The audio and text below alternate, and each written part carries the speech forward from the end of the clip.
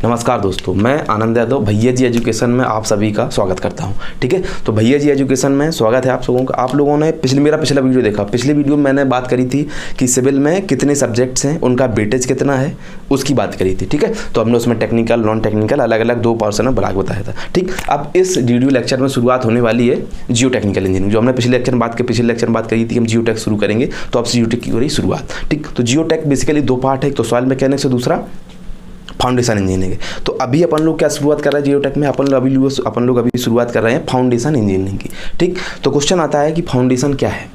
Foundation तो बचपन से नाम सुने आ रहे फाउंडेशन, तो फाउंडेशन को हिंदी में क्या कहते हैं, बुनियाद। बुनियाद का मतलब क्या होता है, किसी भी स्ट्रक्चर के सबसे नीचे का पार्ट। यानी जब भी हमारा घर बनता है, हमने सुना होगा, तो सबसे पहले क्या बनता है, फाउंडेशन। तो वही अपन को पढ़ना है। ठीक, और अच्छा इसमें एक चीज़ ये सबसे महत्वपूर्ण ये रहेगी कि अपन लोगों को इस फुटिंग की या फाउंडेशन की स्ट्रक्चरल डिज़ाइन से कोई मतलब नहीं है कि उसकी स्ट्रक्चरल स्ट्रेंथ कितनी है, उसमें कितना उसको कैसे डिज़ाइन करेंगे, कितना उसमें आरसीसी पड़ेगा, कितनी उसकी लोड बियरिंग कैपेसिटी, यानी स्ट्रक्चर स्ट्रेंथ के बारे में जरा भी अपन बात नहीं करने वाले हैं। अपन लोग सिर्फ बात करने वाले हैं कि जब फाउंडेशन या फुटिंग पड़ती है तो सॉइल की बियरिंग कैपेसिटी कितनी है, कितना लोड उसमें रखा जा सकता है, कितने टाइप से उसमें फेलियर होता है। इन सब चीज़ों को 1 बाय 1 धीरे धीरे सब कुछ देखने वाले हैं। ठीक, चलिए आइए देखते हैं एक-एक करके सब कुछ अच्छे से।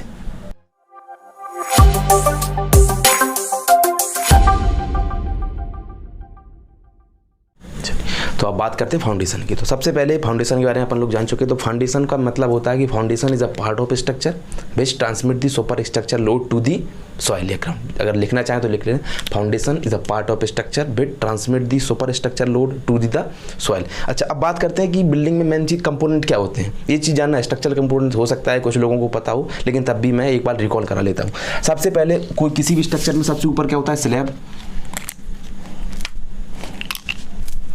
किसी भी स्ट्रक्चरल एलिमेंट में सबसे ऊपर एलिमेंट है, सबसे ऊपर क्या होता है, स्लैब। स्लैब के नीचे क्या होता है, बीम। बीम के नीचे क्या होता है, कॉलम। कॉलम के नीचे क्या होता है, फुटिंग या फाउंडेशन।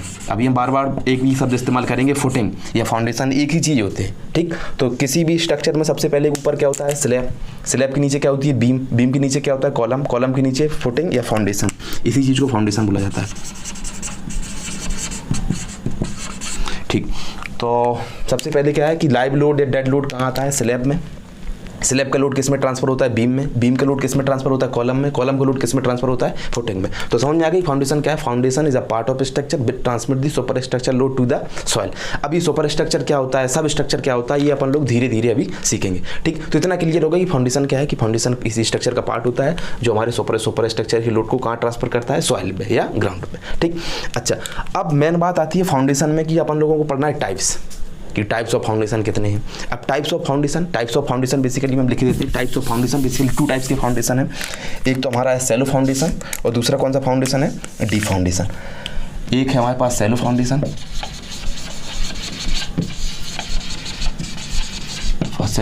और दूसरा कौन सा फाउंडेशन है, डीप फाउंडेशन।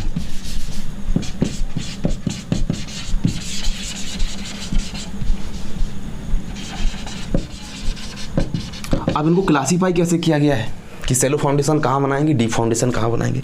सैलो फाउंडेशन का अपन लोग वहाँ इस्तेमाल करेंगे जैसे लाइट स्ट्रक्चर में, जहाँ पे स्ट्रक्चर कैसे होंगे, लाइट होंगे, या जिनमें लोड का आ रहा होगा, कम आ रहा होगा, या सॉइल का हार्ड स्टेटअप जल्दी मिल जाए, यानी हार्ड स्टेट जमीन ठोस जल्दी मिल जाए, यानी जमीन का हार्ड स्टेट अगर हमें जल्दी मिल जाता है तो हम वहाँ कौन से फाउंडेशन इस्तेमाल करते हैं, सैलो फाउंडेशन का।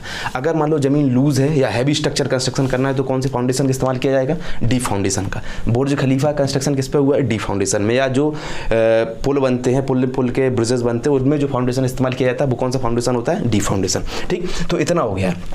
चलिए तो शुरुआत करते हैं। सबसे पहले बात करेंगे फाउंडेशन 2 टाइप्स के, एक तो सैलो फाउंडेशन, दूसरा कौन सा फाउंडेशन है, डीप फाउंडेशन। अच्छा, अगर हम सैलो फाउंडेशन की डेफिनेशन लिखना चाहें तो क्या लिखेंगे कि सैलो फाउंडेशन क्या होता है और डीप फाउंडेशन क्या होता है। लिख लो, डेफिनेशन छोटी सी है। सैलो फाउंडेशन डेफिनेशन में क्या कहेंगे कि जिसमें डेप्थ लेस देन और इक्वल टू हो विड्थ की, कि the foundation in which depth is less than और equal to width known as a shallow foundation. अब डीप फाउंडेशन की बात करते हैं। डीप फाउंडेशन में क्या आएगा, जिसमें डेप्थ ग्रेटर देन हो विड्थ की, तो कौन सा फाउंडेशन कहलाएगा, डीप फाउंडेशन। यानी क्लियर है, डेफिनेशन क्लियर है कि the foundation in which depth is less than width is known as a shallow foundation, the foundation in which depth is more than width is known as a deep foundation. अच्छा, अब shallow और deep को explain करने के लिए दो scientist है, एक तो साइंटिस्ट है तरजागी और दूसरे है स्कैम्पटन। तरजागी का नाम सुना होगा, तरजागी फादर ऑफ जियोटेक, यानी जियोटेक में बहुत बड़ा काम किया था उन्होंने, किसने किया था? तरजागी ने। और दूसरे कौन से? स्कैम्पटन। स्कैम्पटन वही पोर वाटर प्रेशर, जो अपन लोग शेयर स्ट्रेंथ ऑफ सॉइल में पढ़ते हैं, पोर वाटर प्रेशर वो सॉइल मैकेनिक्स का पार्ट है, वो कौन से साइंटिस्ट है? स्कैम्पटन। तो सबसे पहले बात करते हैं तरजागी के हिसाब से, एज पर तरजागी।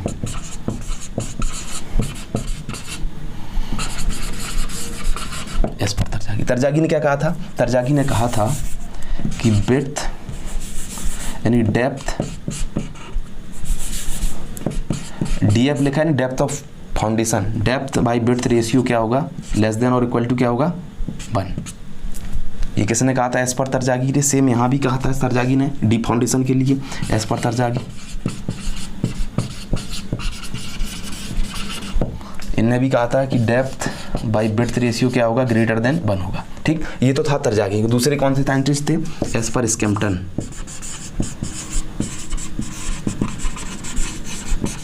स्कैम्पटन से क्या कहा था? स्कैम्पटन ने कहा था कि depth by width ratio greater than 2.5 less than 2.5 होगा। और यहाँ स्कैम्पटन के हिसाब से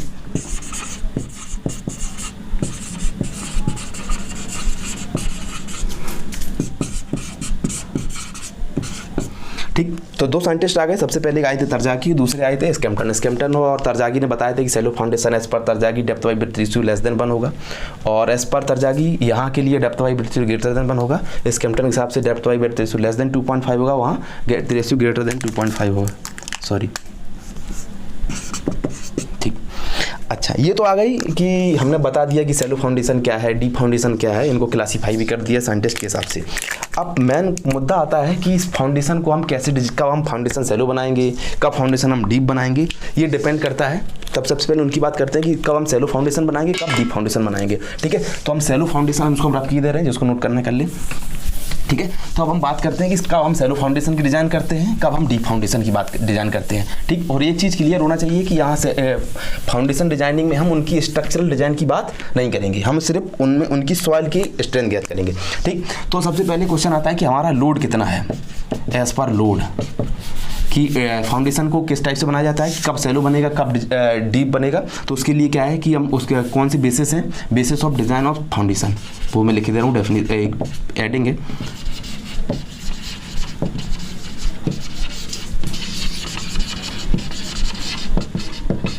ठीक, अब के बेसिस पे हिसाब से हम फाउंडेशन को डिज़ाइन करेंगे कि कब हम शैलो बनाएंगे, कब डीप बनाएंगे, मेनली उसकी बात हो रही है। उसकी बात में सबसे पहले कौन सी बात आएगी? सबसे पहले क्या आएगा कि वहाँ के हमारा लोड क्या है, load of super structure,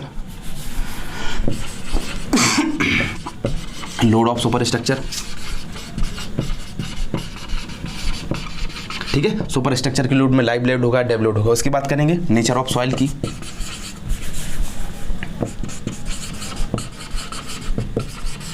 nature of soil से मेरा मतलब रहेगा, नेचर ऑफ सॉइल से मतलब रहेगा कि वहाँ की सॉइल डेंस है, लूज है, या C5 सॉइल है, सैंडी सॉइल है, क्ले सॉइल है, या C5 सॉइल है। ठीक, तो इन सॉइल के बारे में भी कोई दूसरे लोगों को नया लग रहा है तो कोई बात नहीं, 3 टाइप की सॉइल पढ़ेंगे। एक तो 5 सॉइल का इस्तेमाल किया जाएगा, एक तो C5 का इस्तेमाल किया जाएगा, और कंबाइंड C5 सॉइल का इस्तेमाल किया जाएगा। ठीक है, तो इनके बेसिस पे हम स्ट्रक्चर को, फाउंडेशन को डिजाइन करते हैं कि लोड कितना है, लोड सुपर स्ट्रक्चर का लोड कितना है, या सॉइल का नेचर क्या है। इनके बेसिस के हिसाब से हम फाउंडेशन की डिजाइन करेंगे, मेनली बियरिंग कैपेसिटी निकालना है। ठीक, तो इतना क्लियर है। इसके बाद अब क्वेश्चन आता है कि इसमें जो अपन लोगों को आगे प्रोसीड करना है वो पढ़ना है mainly bearing capacity of foundation. Bearing capacity से मतलब क्या है हमारा?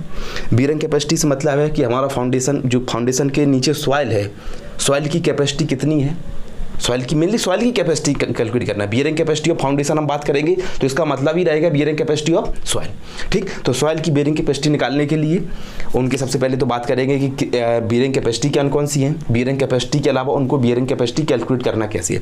तो मेनली पूरे फाउंडेशन में सिर्फ बियरिंग कैपेसिटी की बात करेंगे, चाहे वो हमारा शैलो फाउंडेशन हो, चाहे वो हमारा डीप फाउंडेशन हो, सिर्फ हमें बात किसी करनी है बियरिंग कैपेसिटी की। ठीक है, तो आओ सबसे पहले जान लेते हैं कि different type of bearing capacity क्या है। ठीक, तो हेडिंग डालो different types of bearing capacity.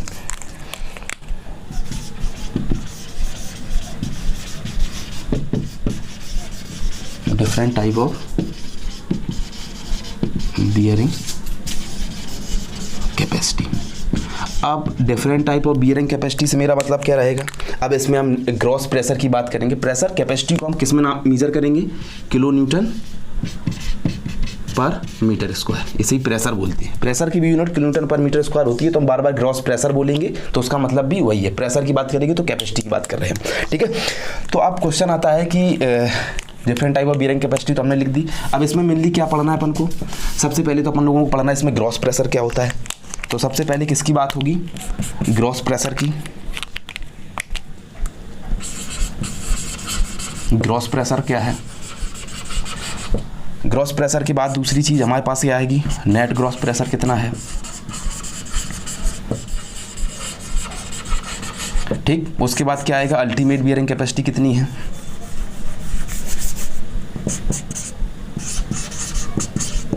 Ultimate pressure कितना है, या इसी को अल्टीमेट बियरिंग कैपेसिटी भी बोलते हैं, नेट प्रेशर या अल्टीमेट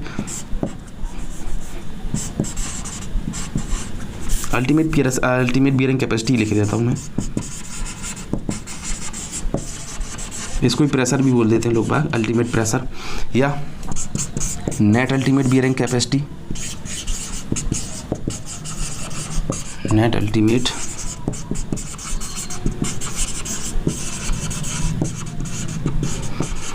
ठीक। नेट अल्टीमेट की बात क्या आएगा हमारा, नेट सेप बियरिंग कैपेसिटी,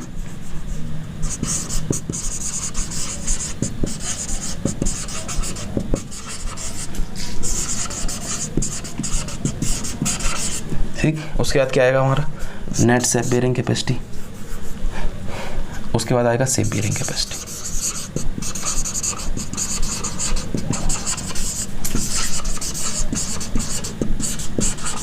ठीक, तो 1 2 3 4 5 6 यानी 5 है, 1 2 3 4 5 6 टाइप की बियरिंग कैपेसिटी है। अब इनमें 6 टाइप की लिखी तो क्या अलग अलग बियरिंग कैपेसिटी है, नहीं, बियरिंग कैपेसिटी का मतलब सिर्फ बियरिंग कैपेसिटी है, बट उनके प्रोनाउंस करने के तरीके अलग अलग हैं। हर सवाल के लिए वैसा थोड़ी है कि हम ग्रॉस प्रेशर सी सॉइल के लिए निकालेंगे या सेप बियरिंग कैपेसिटी हम C5 सॉइल के लिए निकालेंगे, नहीं। हर टाइप की सॉइल, चाहे वो सी सॉइल हो, चाहे 5 सॉइल हो या C5 सॉइल हो, तीनों टाइप की सॉइल के लिए सारे पैरामीटर निकाले जाएंगे। बट हाँ, बोलने के तरीके अलग अलग हैं, देखने का नज़रिया अलग अलग है, बस चीज़ क्या है, एक ही है। हाँ, अब अच्छा, एक चीज़ हमने और इसमें छोड़ दी, सेलो फाउंडेशन के मैंने टाइप्स की बात नहीं करी, सीधे शुरुआत करी, सबसे पहले फाउंडेशन की बात करी एज पर तरजागी, एज पर स्कैम्टर, बट हमने सेलो फाउंडेशन की टाइप्स की बात नहीं करी। तो सेलो फाउंडेशन की टाइप ऐसे कोई ज़्यादा इंपॉर्टेंट तो है ना यूनिवर्सिटी एग्जाम से या गेट एग्जाम के ओरिएंटेड, तब भी मैं बता दूंगा। 3 टाइप की होती हैं, स्ट्रिप फुटिंग होती है, आइसोलेटेड फुटिंग होती है, राफ्ट फुटिंग, राफ्ट या मैट फुटिंग होती है, कंबाइंड फुटिंग होती है। क्या होता है इनके मतलब, तो अभी काम करेंगे वीडियो के लास्ट में, हम सारी फुटिंग की तुम्हें पिक्चर दिखा देंगे। पिक्चर दिखाने से क्या होगा, ज़्यादा क्लियर हो जाएगा। अब मैं बताता रहूँगा आइसोलेटेड फुटिंग क्या है, कंबाइंड फुटिंग क्या है, राफ्ट फुटिंग क्या है, या और हमारी आइसोलेटेड फुटिंग क्या था, उनको फील नहीं आएगा तुम्हें। स्ट्रिप फुटिंग क्या है, तो इन सब चीज़ों का क्या रहेगा कि मैं लास्ट में एक्सप्लेन करूँगा, तो सबकी तुम्हें इमेजेस दिखा दूंगा कि स्ट्रिप फुटिंग क्या है, आइसोलेटेड फुटिंग क्या है, राफ्ट फुटिंग क्या है, कंबाइंड फुटिंग क्या है, और हमारी स्ट्रिप फुटिंग क्या है। इन सब चीज़ों के मैं वीडियो आपको दिखा दूंगा, चाहे ऐसी मैं डी फाउंडेशन के भी करूँगा, पाइल फाउंडेशन क्या है, बेल फाउंडेशन, उनके भी पिक्चर्स दिखाऊंगा, पिक्चर से अच्छा इमेजिनेशन होगा। ठीक, तो यहाँ तक क्लियर है। यहाँ तक अपन लोगों को समझना है कि bearing capacity, different type of bearing capacity की हमने बात करी। Different type of bearing capacity, सबसे पहले हमने क्या लिखा, gross pressure, net gross pressure, ultimate bearing capacity, net ultimate, net safe bearing capacity, safe bearing capacity. इनका क्या मतलब होता है, ये चीज़ें एक ही है, बस बोलने के तरीके अलग अलग हैं। तो सबसे पहले हम बात करेंगे नेट सेप ग्रॉस प्रेशर की बात करेंगे। ठीक है, तो इन सबको मैं रख के दे रहा हूँ। सबसे पहले बात करेंगे ग्रॉस प्रेशर की। तो ग्रॉस प्रेशर क्या होता है, सबसे पहले समझो ग्रॉस प्रेशर क्या होता है, वो समझो। जैसे मान के चलो ये हमारी क्या है, फुटिंग है, फुटिंग का शेप कुछ ऐसा होता है, ये हम सेलो फाउंडेशन की फुटिंग क्या कर, ये ठीक। अच्छा, इसके जो बेस होता है इसी को फुटिंग बोला जाता है, जो बार बार मैं फुटिंग में इस्तेमाल करूँगा। ये क्या है, यहाँ कुछ लोड आएगा स्ट्रक्चर का, ठीक। ये क्या है, इसकी डेप्थ ऑफ फुटिंग DF, ठीक। ये क्या है, इसकी ब्रेड्थ यानी ब्रेड्थ ऑफ फुटिंग। अब इस फुटिंग में प्रेशर कहाँ से लगेगा, ज़मीन से लगेगा। ज़मीन से क्या लग रहा होगा, प्रेशर ऊपर की तरफ। सिंपल सी बात है, जब फुटिंग को ज़मीन में रखेंगे तो ज़मीन इसमें क्या लगाएगी, प्रेशर लगाएगी। अब ये प्रेशर किन किन कारणों से आ रहा होगा, वो सारे कारण जिनके कारण ये प्रेशर आ रहा है वो क्या कहलाता है, ग्रॉस प्रेशर, या उसी को ग्रॉस बियरिंग भी बोलते हैं। अब ये प्रेशर कहाँ कहाँ से आ रहा होगा, सबसे पहले तो ये लोड के कारण आ रहा होगा, पहली चीज़। दूसरा का इसका कारण हुआ सेल्फ वेट ऑफ फुटिंग, कि फुटिंग का वेट कितना है, इसमें आरसीसी कितना लगा है, इसमें स्टील कितना लगा है, इनके कारण भी तो लग रहा होगा। प्लस यहाँ भी तो सॉइल भरी होगी, इस इलाके में भी तो सॉइल भरी है। जो इस इलाके की सॉइल होती है उसको क्या कहते हैं हम, ओवरबर्डन प्रेशर। ठीक, तो ग्रॉस प्रेशर क्या होता है, ग्रॉस प्रेशर की डेफिनेशन क्या होगी, अब इसको हम QG से नोट करेंगे। तो QG में क्या क्या आएगा, समझ में आ रहा है ना क्या है। तो QG में क्या क्या आएगा, सबसे पहले तो क्या आएगा, load of super structure, load of super structure. दूसरा क्या आएगा, लोड ऑफ, ये समझ पा रहा है। दूसरा क्या आएगा, सेल्फ वेट ऑफ फुटिंग।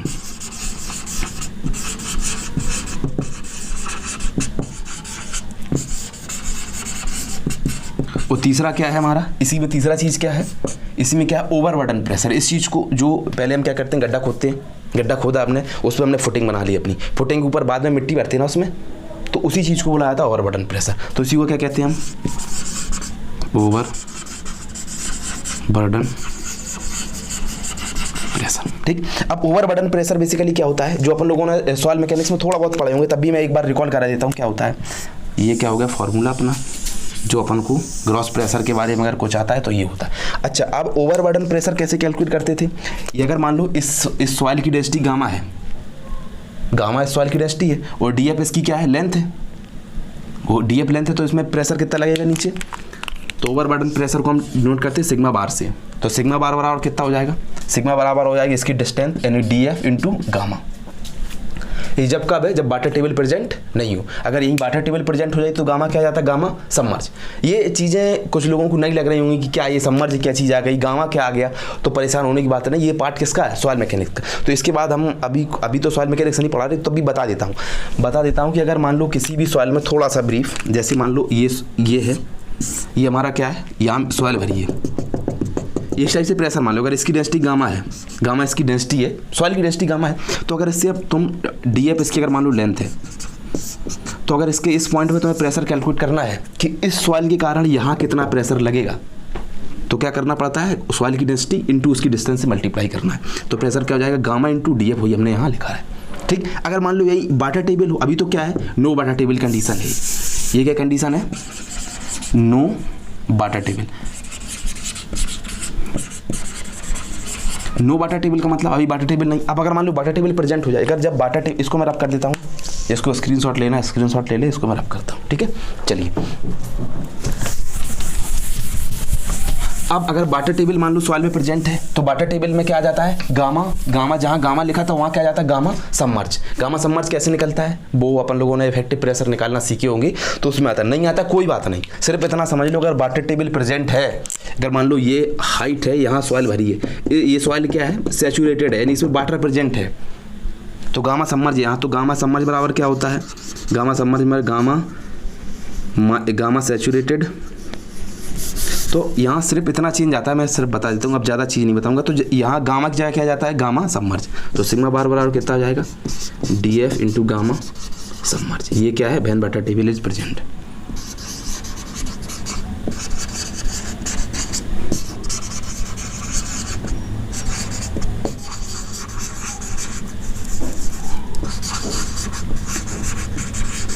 ठीक, तो इतनी समझ में आई कि अगर वाटर टेबल प्रेजेंट होगा तो जिस हाइट तक, अगर मतलब पूरी हाइट तक वाटर टेबल प्रेजेंट है, तो क्या आएगा, गामा की जगह क्या जाएगा, गामा सबमर्ज। इतना क्लियर है। तो वहीं, तो अब हमारा क्या इफेक्टिव ग्रॉस प्रेशर का मतलब क्या हो गया कि टोटल प्रेशर फुटिंग पर जितना लग रहा है वो क्या कहलाता है, ग्रॉस प्रेशर। उस पर हमारा, उसमें स्ट्रक्चर का लोड भी रहता है, स्ट्रक्चर का सेल्फ वेट भी रहता है, और उस फुटिंग के ऊपर जितना सुपर स्ट्रक्चर का लोड लग रहा है वो भी हम कंसीडर करते हैं, और प्लस ओवरबर्डन प्रेशर को भी कंसीडर किया जाता है। अब बात करते हैं नेट शेप की। अभी मैं आसान तरीका बता दूंगा, सब कुछ बहुत चुटकियों में याद आ जाएगा, बस सिर्फ समझ लो। अच्छा, ऐसा होता है, कुछ लोगों को चीज़ें पता होंगी तो वो वीडियो को स्किप ना करें, ऐसा नहीं वीडियो देखना बंद कर दें, बस वो क्या करें कि इसकी स्पीड बढ़ा दें, 1.25 कर दें, 1.5 कर दें, या 2 की स्पीड में देखें। तो उनमें क्या होगा कि बीच में एक आध कॉन्सेप्ट में जरूर ऐसा बताऊंगा जो आप लोगों को पता नहीं होगा। ठीक, तो सबसे पहले बात करते हैं नेट प्रेशर की। तो समझ में आया ग्रॉस प्रेशर क्या है। अब बात करते हैं नेट ग्रॉस प्रेशर। मैं बार बार नहीं लिखूंगा, नेट ग्रॉस प्रेशर को मैं क्या लिखूंगा, नेट एन ग्रॉस और प्रेशर, NPG, NGP या NGC, नेट ग्रॉस कैपेसिटी, ये नेट ग्रॉस प्रेशर ही लिख दो। ठीक है, इंजीनियर है, शॉर्टकट तो चलेगा भाई। ठीक है, चलिए। तो इसमें क्या होता है, इसमें क्या होता है, यही मान लो फुटिंग है हमारी, तो इसमें यही पूरा है, यहाँ से लोड लग रहा है, इसमें पी लोड लग रहा है। बस हमें क्या करना है कि ओवरबर्डन प्रेशर को माइनस करना है, जहाँ भी नेट चीज आएगी तो उसमें ओवरबर्डन प्रेशर क्या करना है, माइनस। तो यहाँ क्या करेंगे हम, वही, तो इसको हम क्या लिखेंगे, Q N G, net pressure, net gross pressure, ठीक, नेट ग्रॉस प्रेशर वही चीज़ लिखी है। तो इसमें क्या करना पड़ेगा, तो हम इसमें क्या निकालेंगे, ग्रॉस प्रेशर क्यू जी में से क्या माइनस कर देंगे, माइनस ओवरबर्डन प्रेशर। तो हमारा क्या बन जाएगा, तो हमारा क्या बन गया, ये बन गया नेट ग्रॉस प्रेशर, जो दूसरा टर्म लिखा था ना ग्रॉस प्रेशर, उसके बाद नेट ग्रॉस प्रेशर। अच्छा, अब तीसरा क्या आता है हमारा, तीसरा चीज़ हमारे पास आती है जिसकी हम बात करने वाले, अल्टीमेट बियरिंग कैपेसिटी। इसको चलो समझ लेते हैं एक बार, ठीक। अब क्या है,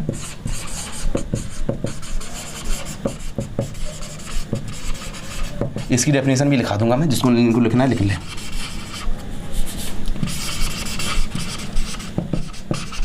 अल्टीमेट बियरिंग कैपेसिटी का मतलब क्या है मेरा, अल्टीमेट बियरिंग कैपेसिटी से मतलब है कि maximum load, maximum gross pressure that can applied the footing before failure is known as a ultimate pressure. Ultimate pressure का मतलब क्या है कि उतना प्रेशर, उतना ग्रॉस प्रेशर जबकि ये फेलियर ना हो, ना इसमें शेयर फेलियर हो, ना इसमें सेटलमेंट फेलियर, किसी टाइप का फेलियर ना हो, कि अगर मतलब फुटिंग बिना फेल हुए, फुटिंग बिना फेल हुए जितना लोड ले सके वो क्या कहलाता है, अल्टीमेट। तो मामला समझ में आ रहा है कि फेलियर के मैक्सिमम ग्रॉस प्रेशर, यानी कि इसको क्या कहेंगे, Q U, Q ultimate, Q U ultimate, Q U ultimate क्या होगा, क्यू जी मैक्स, मैक्सिमम ग्रॉस प्रेशर को हम क्या कहलाते हैं, अल्टीमेट बियरिंग कैपेसिटी हमारी कहलाती है, ठीक। अच्छा, अब सेम चीज़ इसमें, अब इसमें अगला वर्ड इतना नोट कर लो, इसी में अगला वर्ड जोड़कर नेट अल्टीमेट बियरिंग कैपेसिटी, उसकी बात करते हैं नेट अल्टीमेट बियरिंग कैपेसिटी। बस एक नेट वर्ड और जोड़ दो, तो नेट वर्ड में क्या आ जाएगा, नेट में वही हमने बताया, नेट जब वर्ड आएगा तो हमें क्या माइनस करना है, क्या माइनस करना, ओवरबर्डन प्रेशर, सिंपल सी बात है।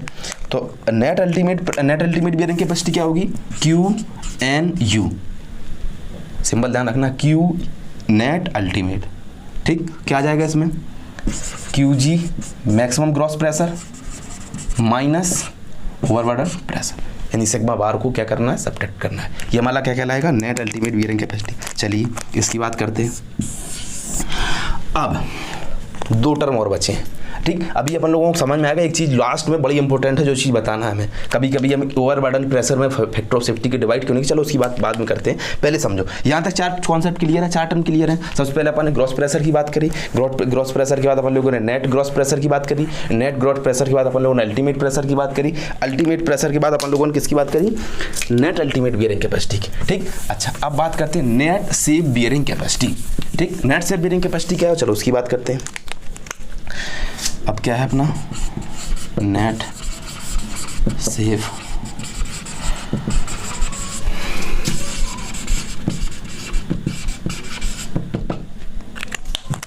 नेट सेफ बियरिंग कैपेसिटी का मतलब क्या है, समझो।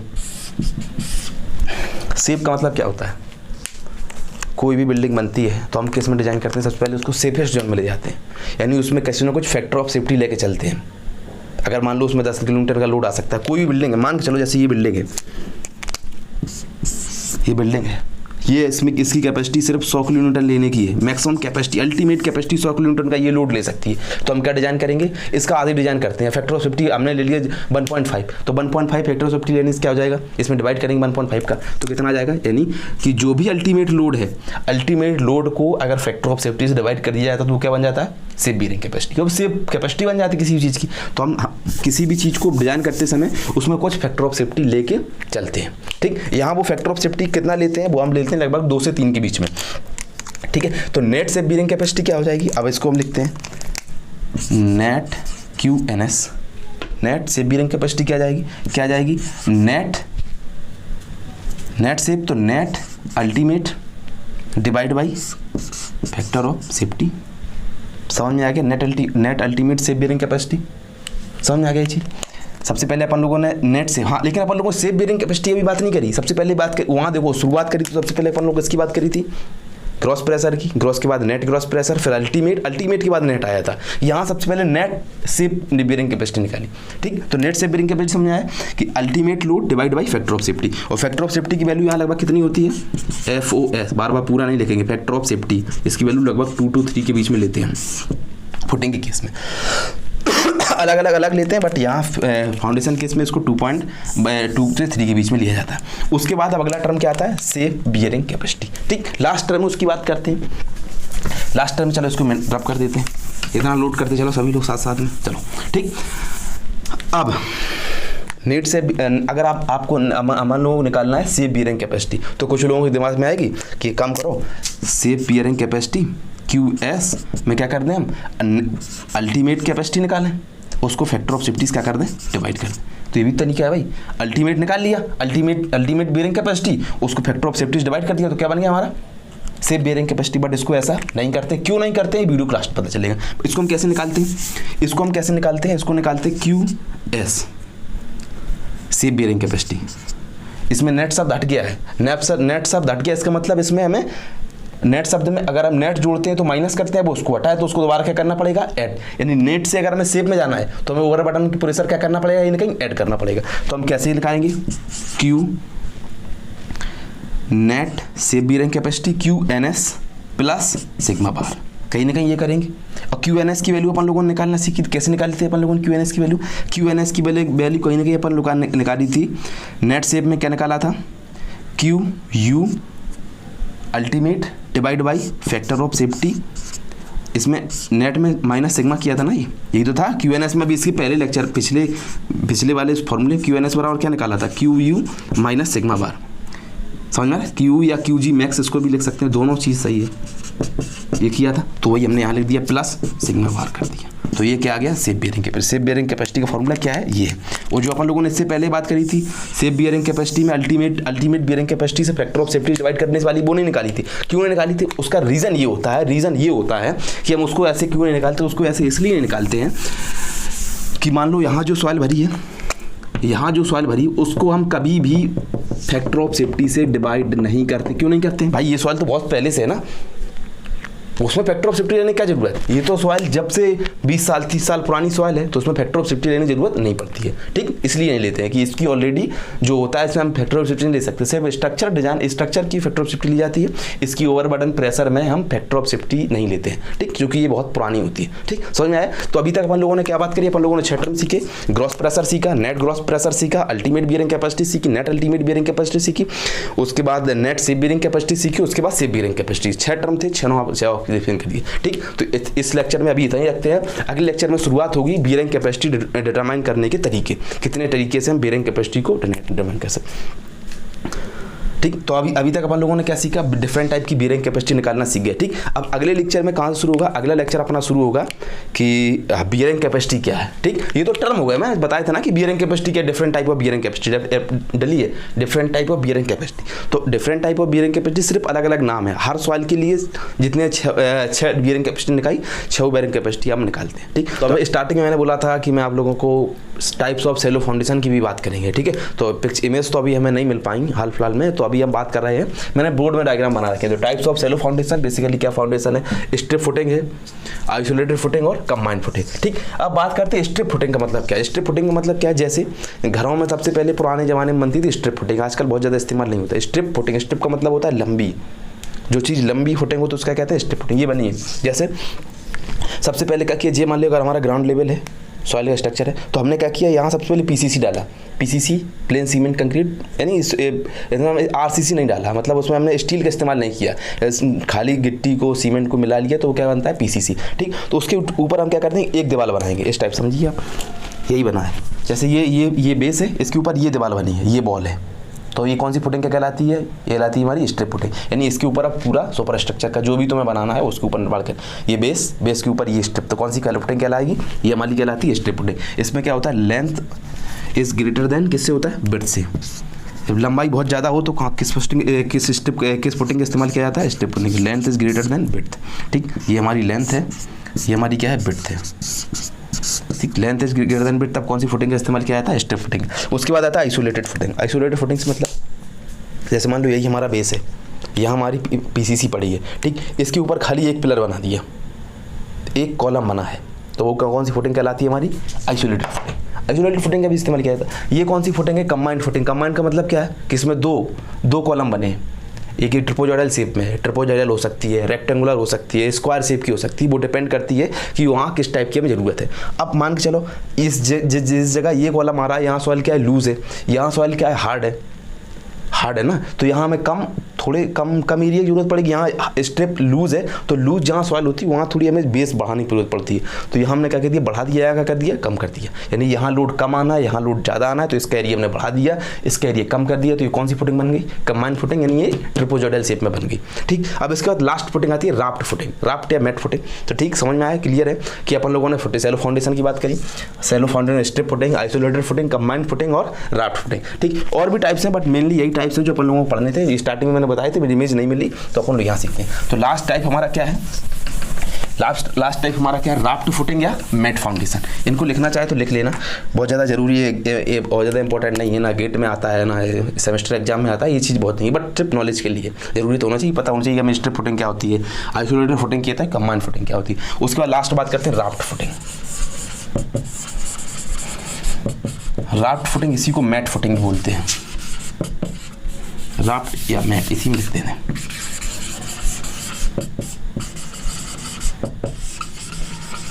इसका मतलब क्या है? जैसे मतलब समझो, इसका इस्तेमाल कहाँ होता है? इसका इस्तेमाल कहाँ होता है? जैसे मान के चलो ये हमारा प्लान एरिया है, यही मान लो ये प्लान एरिया है, एक कॉलम यहाँ बनना, एक कॉलम यहाँ बनना, एक कॉलम यहाँ बनना, एक कॉलम यहाँ, बहुत सारे कॉलम बनने हैं। तो हमको अलग अलग तो नहीं बनाएंगे, तो हम क्या करते हैं? पूरे में राफ्ट यानी बड़ी फुटिंग, यानी जब एरिया जब सॉइल बहुत ज़्यादा लूज होती है, तो लूज जहाँ सॉइल होती है वहाँ किस फुटिंग का इस्तेमाल किया जाता है? राफ्ट फुटिंग का। तो पूरे में क्या करते हैं? पीसीसी बिछा देते हैं, उसके बाद फिर अलग अलग कॉलम बना देते हैं, एक कॉलम यहाँ, एक कॉलम यहाँ, एक कॉलम यहाँ, इस टाइप से। एक रेक्टेंगुलर ही है बिल्कुल शेप के, अलग अलग लग रहा है आपको, ठीक है। समझ में आया कि मैट फुटिंग क्या है? मैट फुटिंग अभी हम राफ्ट फुटिंग पाइल फाउंडेशन में भी देखेंगे, वहाँ भी राफ्ट पाइल का इस्तेमाल किया जाता है, यहाँ राफ्ट फुटिंग का इस्तेमाल किया। समझ आया? तो ये राफ्ट फुटिंग है। कंबाइंड फुटिंग देखा हमने, स्ट्रिप फुटिंग देखा, आइसोलेटेड फुटिंग देखा, और ये लास्ट में क्या देखा? राफ्ट फुटिंग, ठीक। तो इस वीडियो को यहीं खत्म करते हैं और अगला वीडियो शुरू करते हैं सबसे पहले कि बियरिंग कैपेसिटी निकालने की। बियरिंग कैपेसिटी निकालने के तरीके क्या हैं, किन किन लोगों ने हमें बताया कि कैसे कैसे निकलती है, चाहे वो एनालिटिकल मेथड हो, चाहे वो कोडल प्रोविज़न हो, चाहे फील्ड मेथड हो, तीनों मेथड से बियरिंग कैपेसिटी निकालना सीखेंगे, ठीक। अब बियरिंग कैपेसिटी निकालने के लिए या तो सेल्फ फेलियर हो, या तो सेल्फ फेलियर की बेसिस पर निकालते हैं, या तो सेटलमेंट फेलियर हो, ठीक। तो अगला वीडियो यही शुरू होगा कि different type of determination of bearing capacity, different method to determine the bearing capacity of foundation. Foundation से मतलब फाउंडेशन की नहीं, सॉइल की, ठीक। चलिए, तो आज के लिए इतना ही। Thank you so much.